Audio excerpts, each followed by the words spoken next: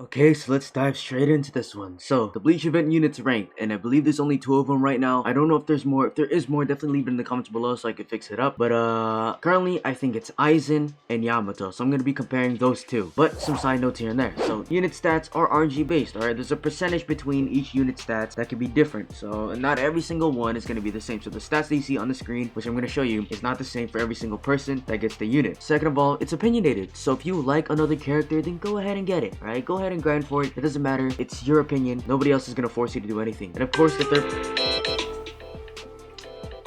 Okay. And of course, this is not gonna include relics, because relics just boost your stats by a lot. Even though it's specifically towards legend stages right now, it's still pretty much an unfair advantage in that area. So let's go ahead and start with max final form Aizen. And Aizen, I do believe he has 4 forms now. He has his normal form, he has his Crystallis form, I don't know how to pronounce it, he has his fusion form, and then he has his final form. So his damage is around 240,000, which is pretty insane.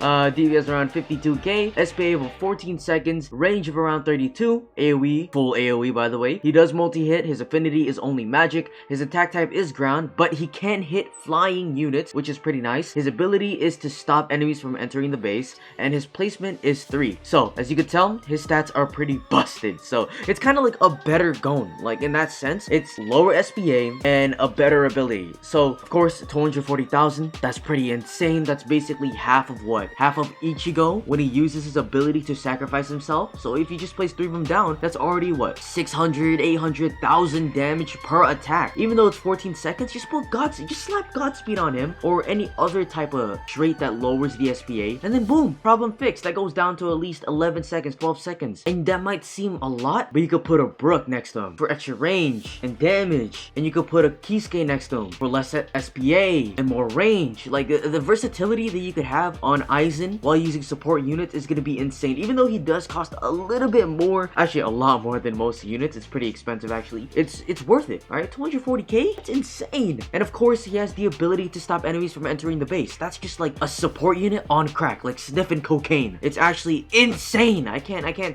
explain how insane this unit is. Plus, he looks amazing, so why not have a good looking unit that's a support and a damage unit at the same time? Like, this is definitely meta material and support material and leaderboards material and all that material. I don't really know if it's used for challenges and all that because it's so expensive, but if you could fend off the units and have money units humming through with that money, it's actually over. Like, even though even if you don't max it all the way through, he still gets full AoE pretty early on, and he still does a ton of damage, so you're good to go. Now let's move on to maxed evolved Yamamoto. So Yamamoto, of course, is the new special unit in the raid that you could get when using a key. I think it's a 5% chance of getting Yamamoto, and then you could evolve him with that little cane. And this guy, I'll say it, this guy's also on par with them. I think he's basically on par, and he's pretty insane as well. So evolve Yamamoto, his damage is around 100,000 damage, DPS of 23,000 without the fire and ability. His SPA is around 13 seconds, range is around 35, AoE is full AoE. He does multi-hit, his affinity is physical and fire. His attack type is ground, but just like Aizen, he can hit flying, but only with his ability. His first ability gives him 2% damage buff per soul collected, which I'll explain here in a minute. And his second ability is a passive burn damage, just because he does fire damage, and you could place 3 of them down. So let me go ahead and explain his ability. So basically, his ability, every single time he kills an enemy, he gets a soul collected, and that soul can be converted into 2% damage buff. And once you click his manual ability, however many souls you get, you multiply that by 2. So if 100 souls, multiply that by 2, what is that, like 200% more damage, which is honestly insane. What is that, up to 200,000 damage? And if you could add on the passive burn damage, it's even crazier. Like, this guy is an all-around just amazing damage dealer. He could hit flying units, he could burn, and he has a self-damaging buff ability. So it's kind of similar to Aizen in the standards of SPA and range and full AoE. Although his damage is a little smaller, you gotta factor his first and second ability, which could definitely change up the whole thing. I believe, in my opinion, the Yamamoto is just straight up damage dealer and not as good as a flexibility unit and versatility unit like Aizen, because Aizen, of course, he could hit airs just like that, and he has an ability that could stop units from entering the base for a couple of seconds, which is honestly really good as a defending and leaderboards unit. It comes down to preference. Either you want a high damaging support that could hit airs and can stop units from entering the base, or a ground physical fire damaging unit that gets hit flying with and has an ability that grants him a damage buff per kill. But I think they're both meta. I think you guys should grind for both of them. I think you should grind for Aizen first because he's easier to get, since you know the keys are a little bit more finicky to get. So in the order, I get Aizen all the way up to his final form, and then start farming Yamamoto, because across that timeline you will get keys, and then you can start grinding for Yamamoto as well. So yeah, I can't really definitively say which one is better than the other. I'd probably say Aizen in terms of flexibility, but Yamamoto in terms of straight up DPS and damage. But tell me what you guys think in the comments below. But that's basically it, and good luck grinding, because a lot of people are gonna need it, just like me.